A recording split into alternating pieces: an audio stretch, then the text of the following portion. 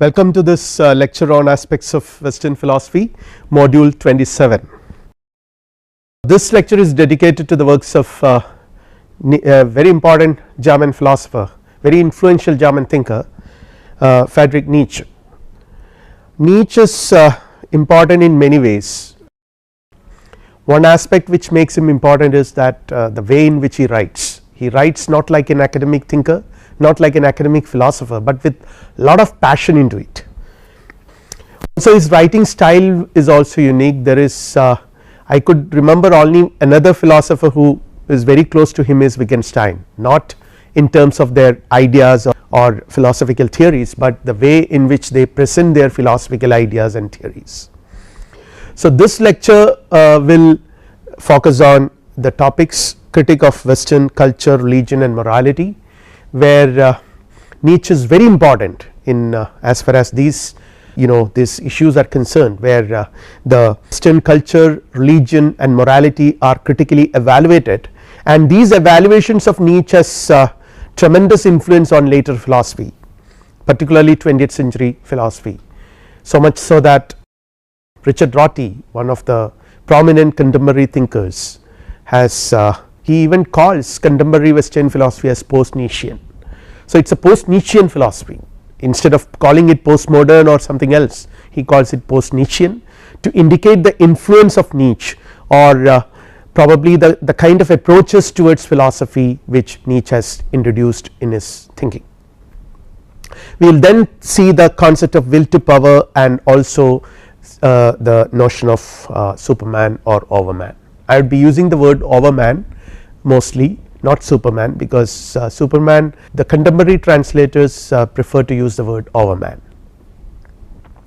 And Nietzsche's philosophy is of course related to several terms, several ideas which he has expressed through several terms, which some of them he himself had coined in philosophy, terms like will to power, for example, or Overman, which I have already mentioned, and several other terms like this.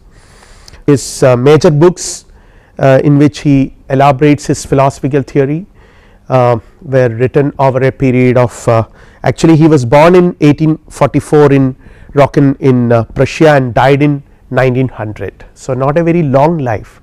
During his early days he was interested in Greek and German literature, which he was tremendously influenced by these two things, German literature on the one hand and Greek philosophy on the other hand. And in his works also he often highlights or mentions his the importance of Greek philosophy. He considered the Greek thinkers, particularly the pre-Socratic Greek thinkers, as original and superior to all other European thinkers. In 1865 he joined the University of Leipzig, and after that he started, after joining this University of Leipzig, he started distancing from Christian faith. His father was Protestant and they were quite religious people, but he started distancing from religious faith from 1865 onwards, and in 1869 he started teaching classical philology at the University of Basel in Switzerland. Then in 1879 poor health forced him to end his teaching career, and in 1889 he had a sudden mental breakdown and became psychotic, and in 1900 he passed away. So this is a short life history of Nietzsche, and now let us see the important task he envisaged for his philosophical career. So Nietzsche actually looks towards a new mode of culture and society that would create stronger and more fully developed individuals. So this is again a very unorthodox kind of an approach in philosophy. All the philosophers whom we have examined so far were sort of more or less progressing towards the traditional lines. They are interested in certain questions of philosophy which even traditional philosophers themselves have posited as important, as perennial for philosophical thinking, but Nietzsche here takes a very clear deviation and thinks about, or rather problematizes, issues which are really different. So how to create stronger and more fully developed individuals is being posited, and his analyses are also extremely unorthodox. Modern age and its moral and ideological spirit are obstacles in human and social development. So, he is trying to prove this, demonstrate that how modern culture. So, that is the reason why we actually begin our analysis of Nietzsche's philosophy with a critique of Western culture initiated by him. Again, it is against the prevailing rational, moral and religious approaches to human reality. As we have been examining in the previous lectures, we can see the domination of rationalism or a kind of rational approaches to reality in the Western civilization with the advent of modernity and particularly with enlightenment. So, this rational approach and the morality that follows it, or the moral assumptions that follow it, and the religious approaches to human reality, all these are treated as very, I mean he was actually, Nietzsche was targeting all these things in his philosophical career. So, here is a quote from Nietzsche, I quote, "Mankind does not represent a development towards something better or stronger or higher in the sense accepted today. Progress is merely a modern idea, that is a false idea."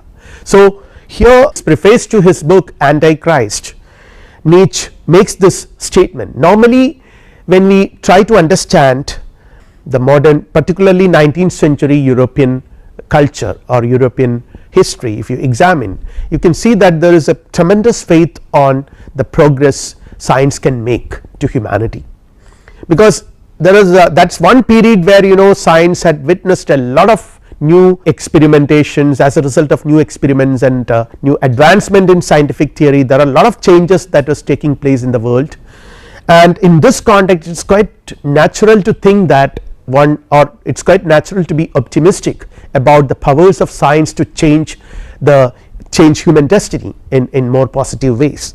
But Nietzsche comes forward and expresses an extremely pessimistic picture by saying that mankind does not represent a development towards something better or stronger or higher.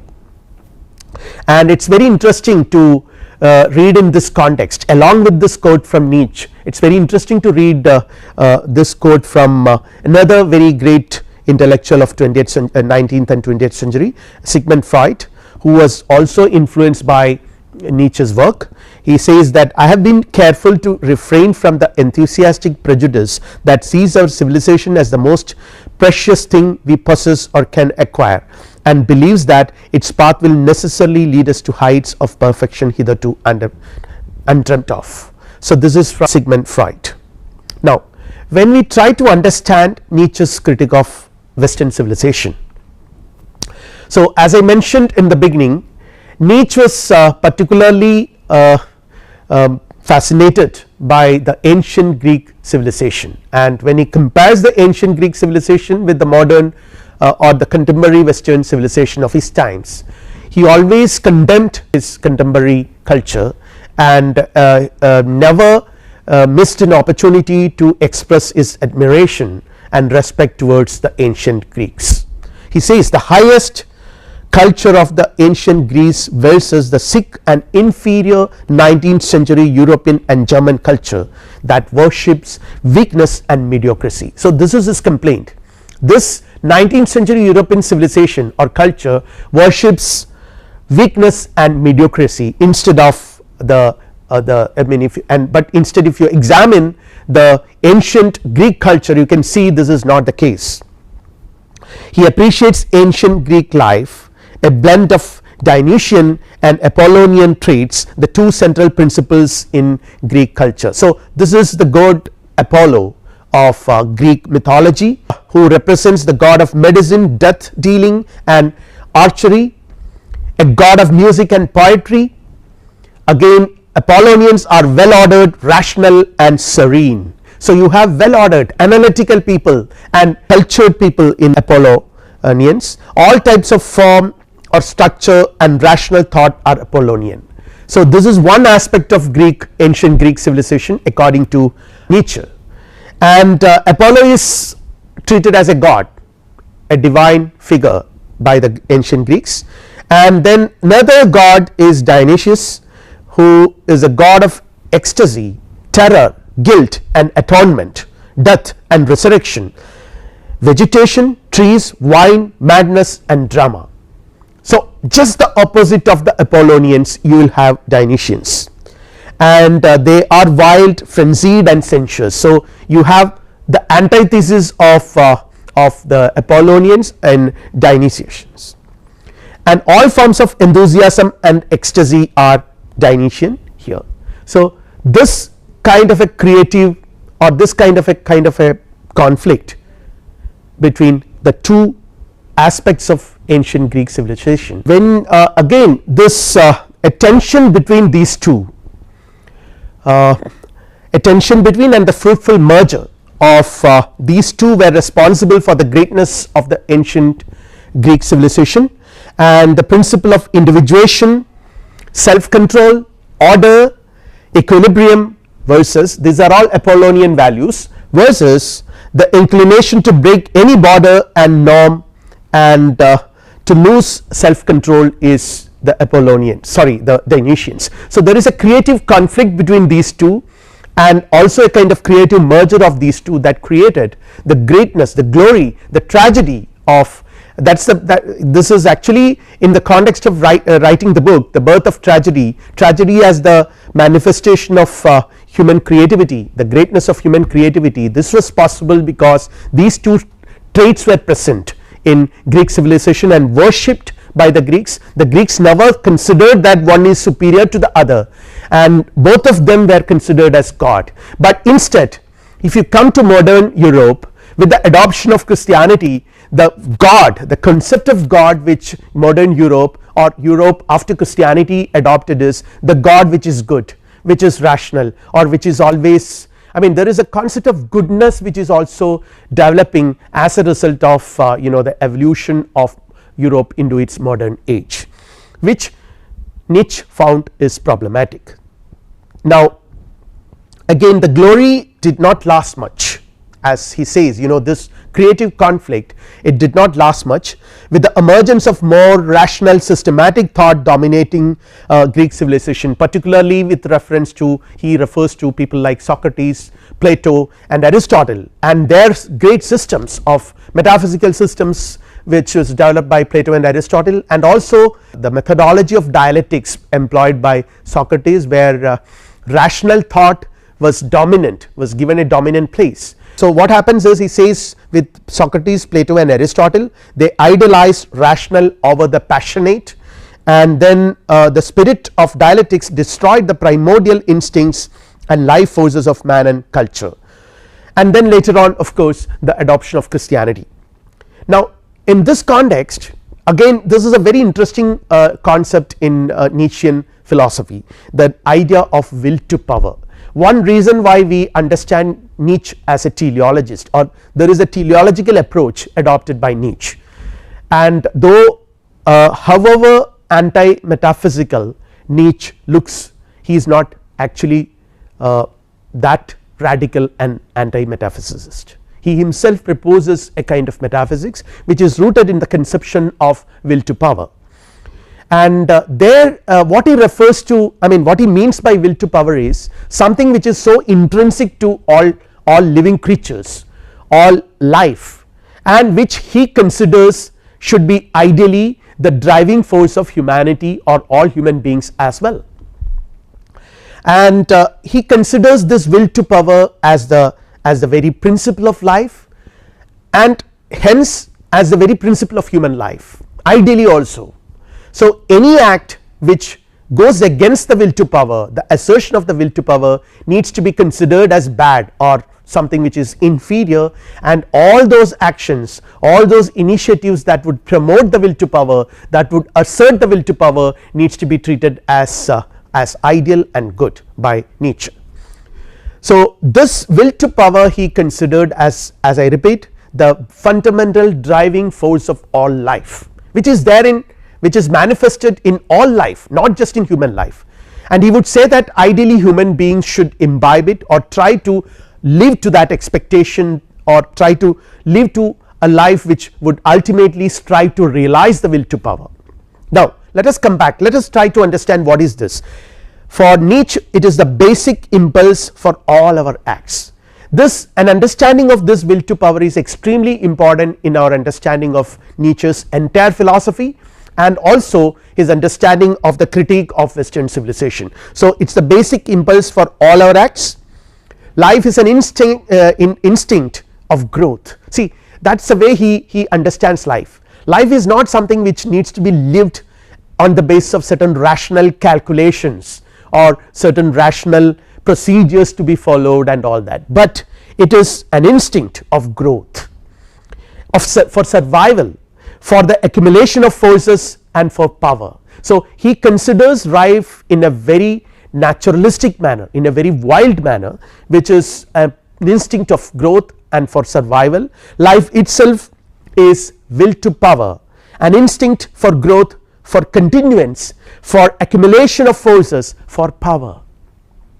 So, this is a kind of will to power in that sense is something which is a fundamental principle of life, which enables all life to continue living, continue its living, continue in its path of life, and to be in the path of life, to continue living means to overcome the status quo. One has to grow, one has to overcome what one is at this moment in order to move to the next moment. It necessarily involves a process of self overcoming. So, this self overcoming is what is materialized through will to power.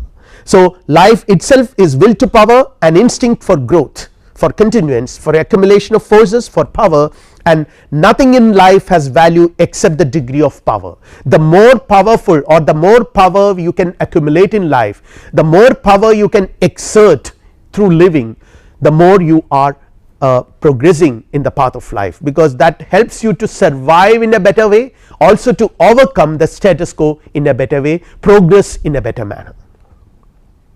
Where the will to power is lacking, there is decline. So, this is his fundamental analysis, his so to say his moral evaluation.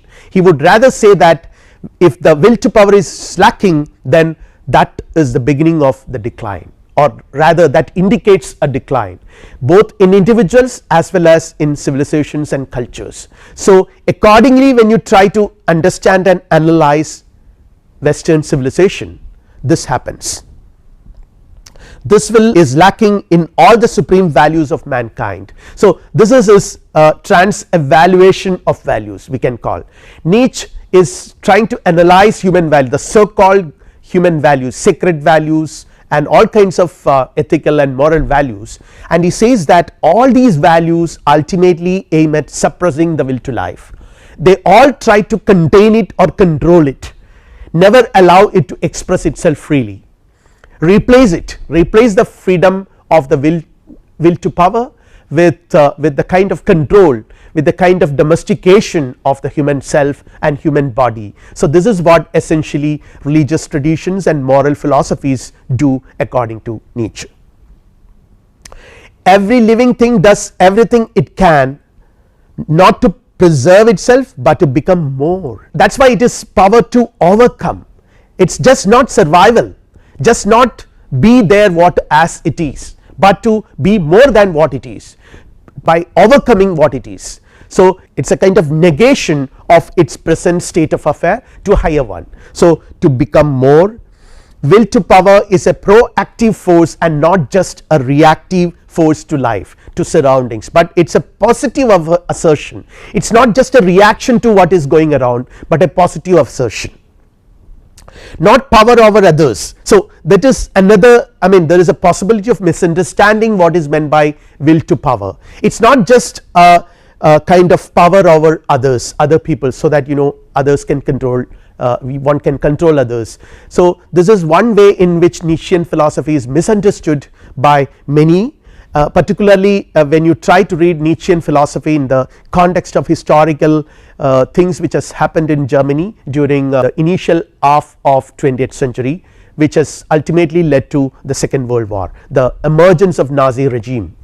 So, the Nazis were often identified with Nietzschean philosophy, or it is being argued that the Nazis have derived their philosophical assumptions or philosophical theory from Nietzsche's philosophy of Superman or Nietzsche's philosophy of will to power, etc., which is actually not correct, because for Nietzsche it is not just overcoming or overpowering other people or exerting power over others, it is more to do with oneself. It is but the feelings of creative energy and control over oneself that are necessary to achieve self creation, self direction, and to express individual creativity. So it is more a kind of self overcoming, it is a kind of having control over oneself, so that one can prepare oneself for the higher attainments of life.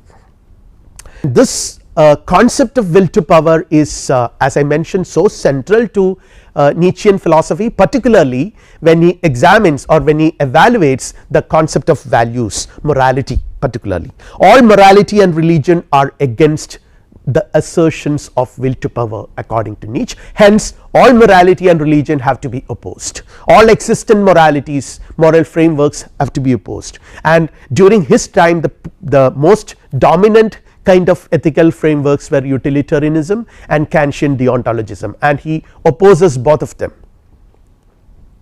They demand submission and they are anti nature and anti body, and attempts to discipline the body and in short kill the will to power. So all these religious traditions and moral philosophies and when were trying to discipline the body, and by disciplining the body they can ultimately kill the will to power, which is so central according to Nietzsche for human life.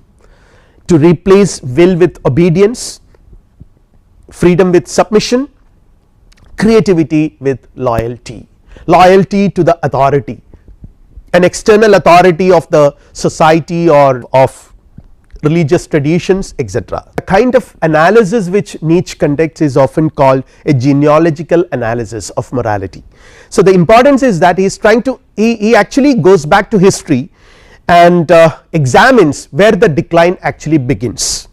So he says that, as I already mentioned, he considered the ancient Greek civilization to be superior to the contemporary, to the 19th century European culture, and he says that with the emergence of rationalist philosophical approaches with Socrates, Plato and Aristotle, the decline actually begins with the dominance of the doctrine nothing in excess in the moral tradition of the West. So this is basically a reference to Socrates, Plato and also importantly to Aristotle.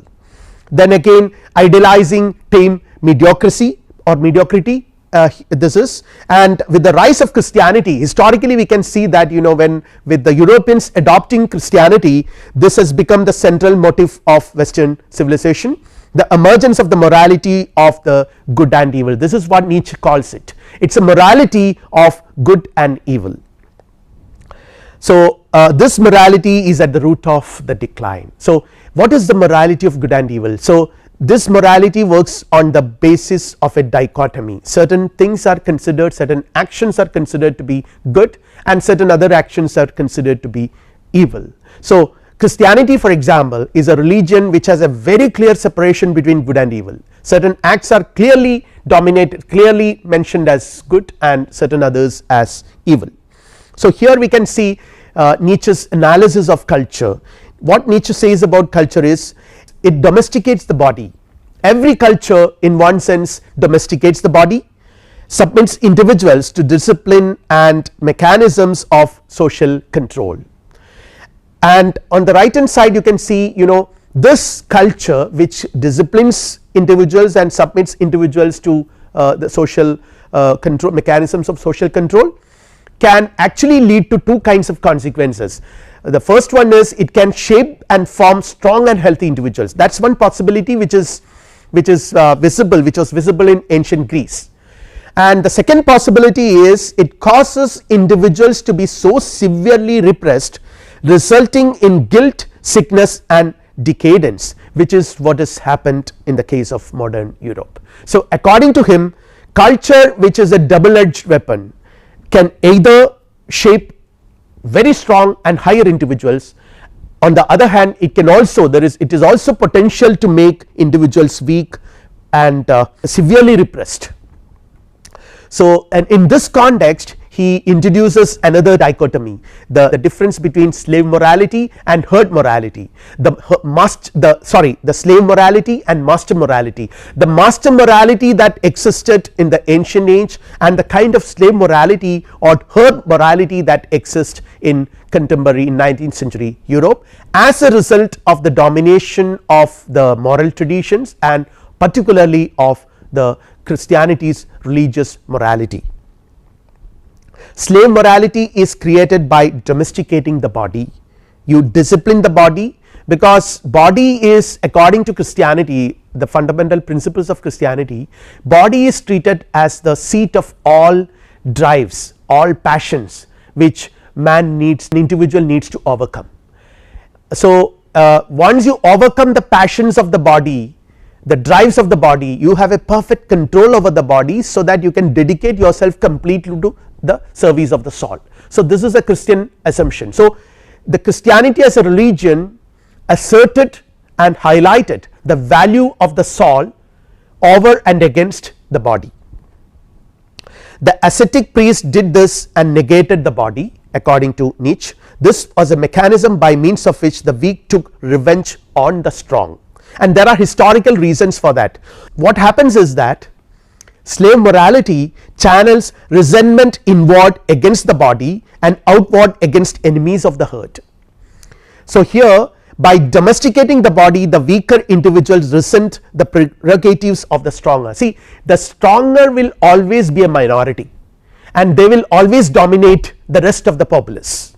So the weaker sections or the weak in the society would unite, and they have invented this slave morality, which highlights or which considers submission or disciplining the body and submitting the body to the kind of disciplines, social disciplines, as extremely important.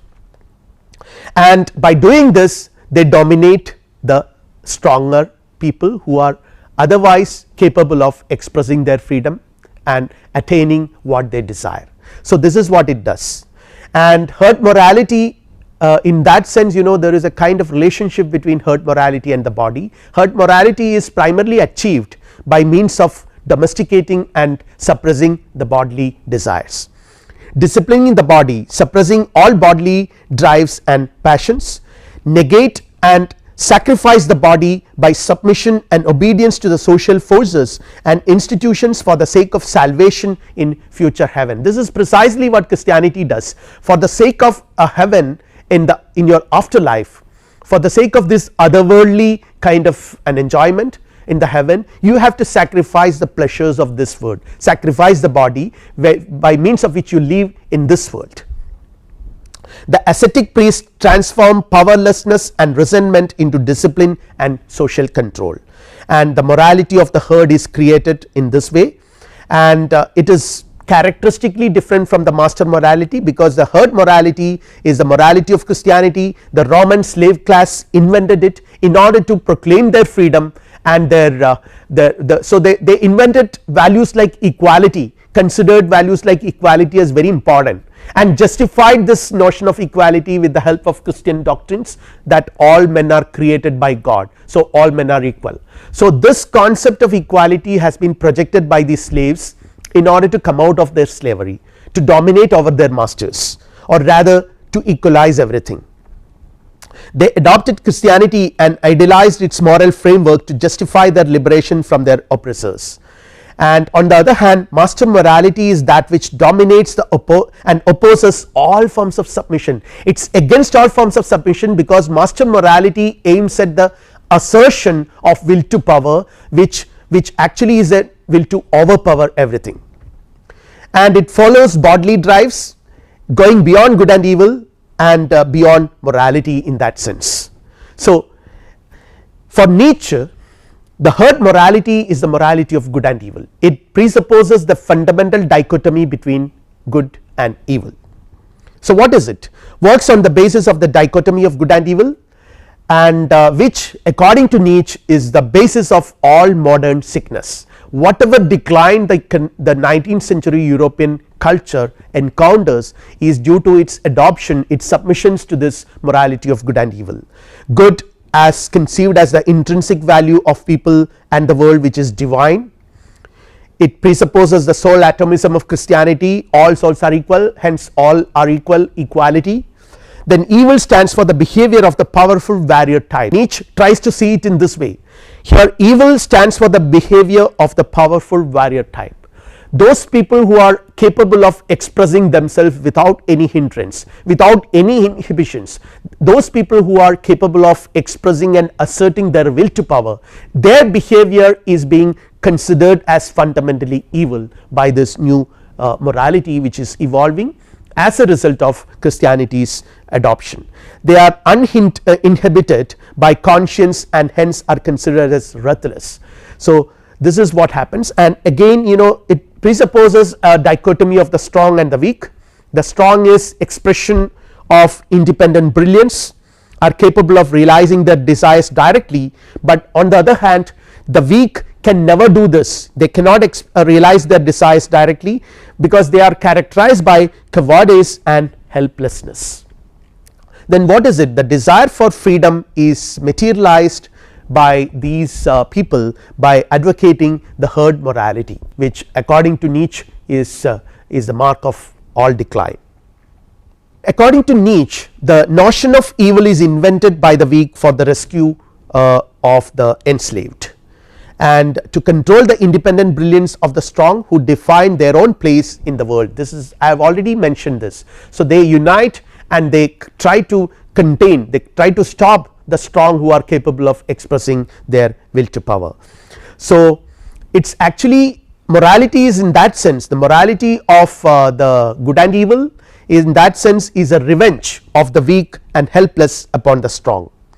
And here we can see that he is advocating a severe criticism of the 19th century European culture, which is characterized by two things. Number one, there is a trust in scientific progress, life in this world is ensured by this trust, and number two, there is a faith in Christian morality lie in the other world. So Christian morality is based on the concept of otherworldliness, the concept of heaven. Every action you perform here has a greater significance to the life afterwards. This jointly, these two kind of the trust in scientific progress and also the faith in Christian morality initiate a kind of culture which is a culture of optimism. Life is safe and meaningful for the masses. According to Nietzsche, this leads to a kind of cultural sickness. And here this is what Nietzsche talks about the intrinsic worth of moral values. I quote, this is from Genealogy of Morals. The intrinsic worth of these values was taken for granted as a fact of experience and put beyond question. Nobody up to now has doubted that the good man represents a higher value than the evil in terms of promoting and benefiting mankind generally, even taking the long view. But suppose what exact opposite were true? What if morality should turn out to be the danger of dangers? So this is Nietzsche's view. So morality is not a science according to him. So there are no moral facts per se, and morality has been based on obedience. He says, as I mentioned, it involves some domesticating the body, the disciplining the body in a certain sense, and authority of the social institutions, rules and church will demand obedience from the individual, and moral and religious judgments belong to a level of ignorance according to him, and value judgments concerning life are stupidities. So this is his conception of or his evaluation of morality in general. And when he talks about modern morality, the 19th century morality which is dominated by Kantian ethics, he says that modern morality characterized by utilitarianism and Kantian ethics reduce the great passion of living to calculations and difficult formulations. So it makes morality or it makes life a rational exercise instead of trying to understand and live life very quote unquote lively manner. They weaken the human spirit by controlling and domesticating its creative and selfish passion, and herd morality is created by the denial of life. And Nietzsche says, this is a quote from Nietzsche, right, life itself is essentially appropriation, injury, conquest of the strange and the weak, and suppression, severity, obstruction and peculiar forms obtrusion of peculiar forms, incorporation, and at the least, putting it mildest, exploitation. Now what Nietzsche does is he attacks the very conception of morality by attacking what the very notion that lies at the basis, at the foundation of all moral values. The basis of morality according to him is, number one, the concept of universal and unchanging truth. If there is such a concept of universal truth, we can say that everything should be or ought to be subscribing to that or complying to that. So morality assumes such a universal conception of truth, number one. Number two, there is a concept of God and otherworldliness as it is stated by Christianity. Number three, the essential goodness in human nature which is advocated by modern philosophers, and the ideas of human essence advocated by philosophers like Plato. The recognition of the rational faculty in man as underlined by Immanuel Kant. So these can be understood as the basis of morality which Nietzsche attacks and tries to expose them by showing that they are actually not worthy to be pursued.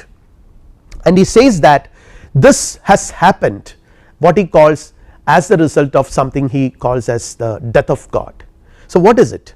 He says that truth in the modern age, the concept of truth in the modern age can no longer advocate a conception of universal unchanging truth, particularly with the advent of philosophical contributions by people like Hegel, and also the invention important theory initiated by Charles Darwin, where truth is related to a concept of evolution. So a truth which evolves, that is the kind of idea which dominates modern age, and such a conception of truth cannot be the absolute truth of traditional philosophy, because truth is now becomes, since it is an evolving truth, it becomes perspectival, and a truth which is perspectival cannot be conceived as truth in the traditional sense of the term. So truth is nothing but truthlessness, or there is no truth.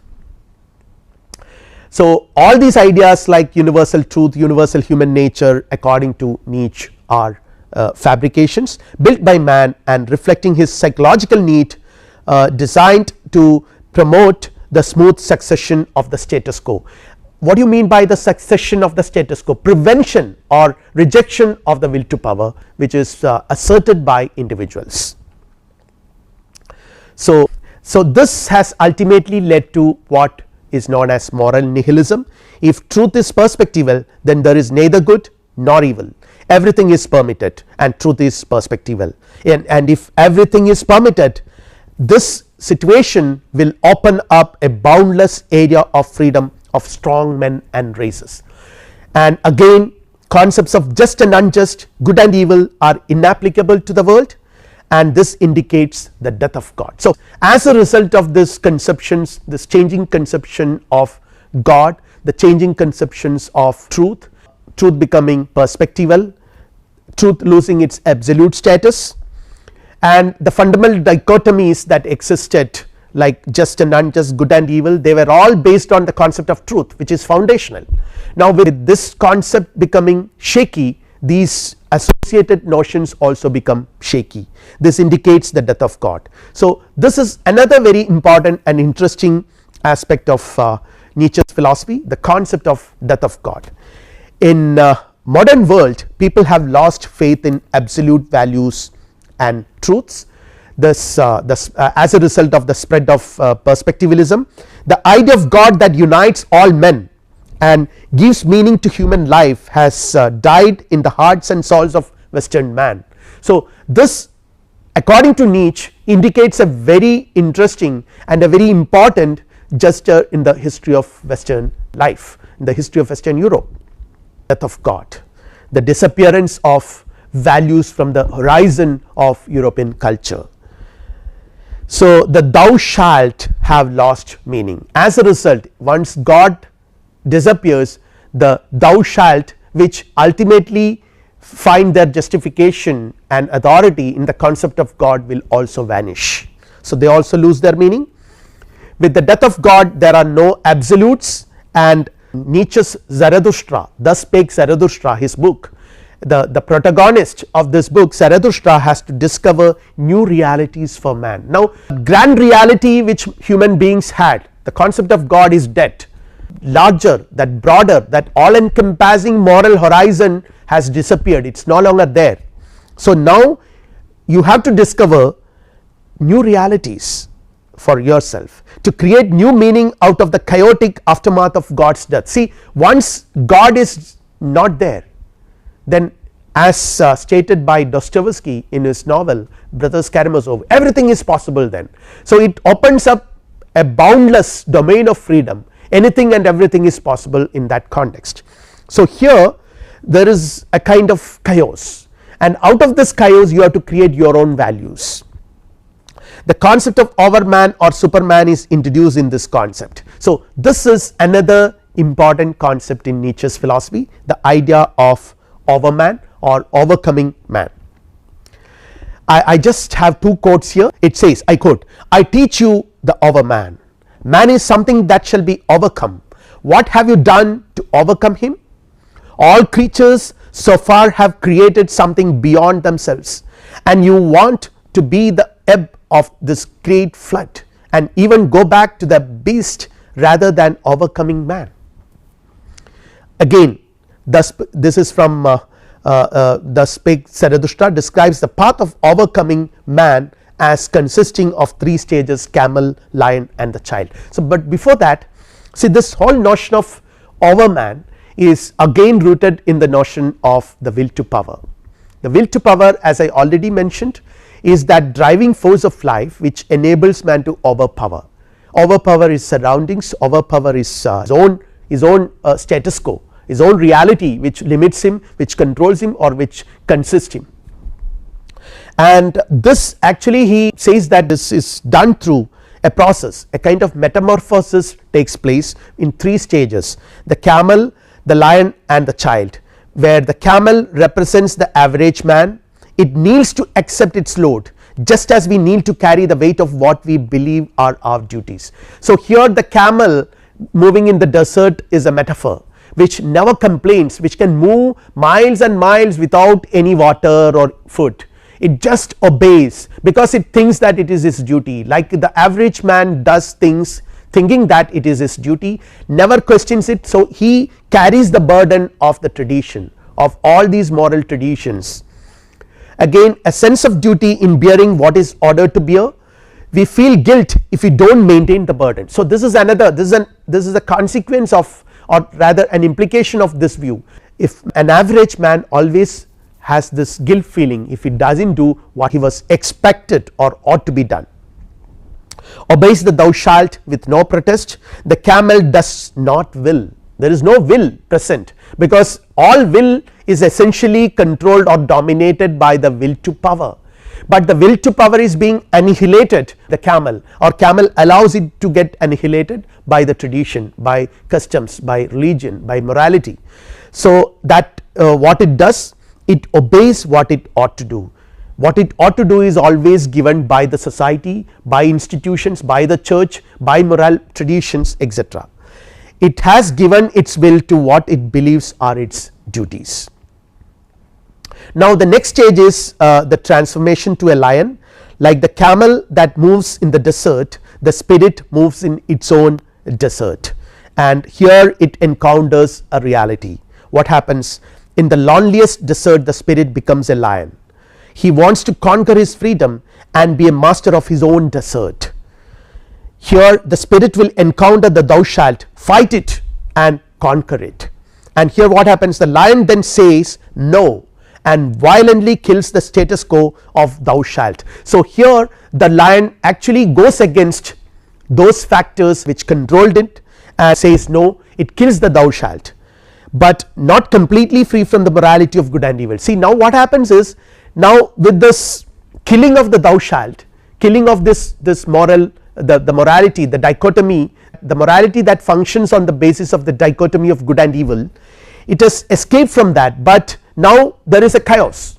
Now it has to create its own morality, which is incapable of doing it at the moment, because it is the weight of the burden of the past is already there, it is there, it is still there. So it is yet to overcome the burden completely.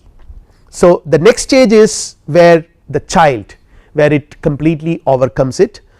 it is the child, I mean if you examine the child is totally unremorseful, because the child is not bothered by the moralities of good and evil which we adults are trained and bothered about. The child is completely unremorseful, it does things just because it wants to do things, it never thinks about consequences, and gradually the child learns because we train them, we discipline them, we domesticate them. The society does all these things, discipline the child, and the child is gradually initiated to a world of good and evil, to a moral tradition of good and evil. So here the child is the overman who says yes, it is not just it actually goes beyond the violent no of the lion and says a positive yes to life and creates a new reality and a new self. The child creates its own morality because it is not bothered and worried about the morality of good and evil. It applies its will in developing and achieving unique values and developing autonomy, it creates itself. So the child is compared with the overman, a strong and free individual who has overcome man in himself, has overcome his trivial, weak, petty tendencies through a process of self overcoming. It rejects all creations of the self by external factors like religion and morality, but creates himself. So there is an assertion of self creation, and it is not prepared to get created by others. It writes its own stories, the overman writes his own stories and never allowed to allow his story to be written by others.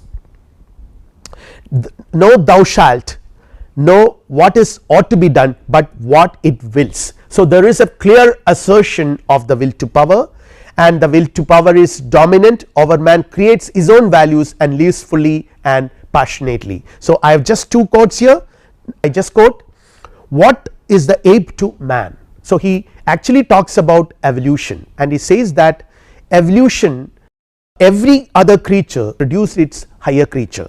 What is the ape to a man? A laughing stock or a painful embarrassment, and man shall be just that for the overman, a laughing stock or a painful embarrassment. Again I quote, man is a rope stretched between beast and overman, a rope over an abyss, a dangerous crossing, a dangerous on the way, a dangerous looking back, a dangerous shuddering and stopping. So here he talks about, he actually mentions, he talks about this evolution. Every creature has evolved to its higher species, every creature succeeded in producing its higher species as a result of evolution, following the principle of evolution. And what is this principle of evolution? It is a principle of overpowering one's status quo, it is with the assertion of the will to power. But evolution stops with man. In a sense, biological evolution stops with man, because with the evolution of, or with the emergence of consciousness, biological evolution stops with man. Now evolution needs to take a new turn. From here man has to evolve and produce his higher species, the overman, but man has failed to do that. Why? Nietzsche says man failed to do that because of these conditions which man applies on himself in order to domesticate him, in order to discipline him, in order to culture him. So all culture, all civilization, all religious traditions and all moral traditions have ultimately done a great damage to humanity by stopping man from evolving further from man to overman, from man to the superman. So this morality of equal salts, which is the moral philosophy, and the religious morality which traditional philosophical traditions advocate, actually has the power in sort of stopping man from evolving further to the domain of superman, overman. Now I will wind up this discussion on the philosophy of Nietzsche, these quotes. One overcomes oneself to become oneself. What does your conscience say? You shall become the person you are, not the person you ought to be, because this ought to be is not something which you have willed about you, it is something which is which others have commanded and you are obeying. So you have to actually overcome that and start asserting yourself. this is from Gay Science, and the thus spake Zarathustra says, the new values and the process of value creation are not prescriptive. I cannot give your value, someone else's value. This is now my way. Where is yours? Thus I answered those who asked me the way, for the way does not exist. The way does not exist. The way is the way which is cited by religious traditions, moral philosophies. There is no the way for all human beings. We have to create our own lives. So Nietzsche in that sense is a perfect philosopher of freedom, who advocates complete autonomy for human beings and higher states of existence by assertion of human freedom and creativity. So the three terms which I would say are most important in understanding Nietzsche's philosophy are freedom, creativity and power. With this we will wind up this discussion on the philosophy of Nietzsche. Thank you.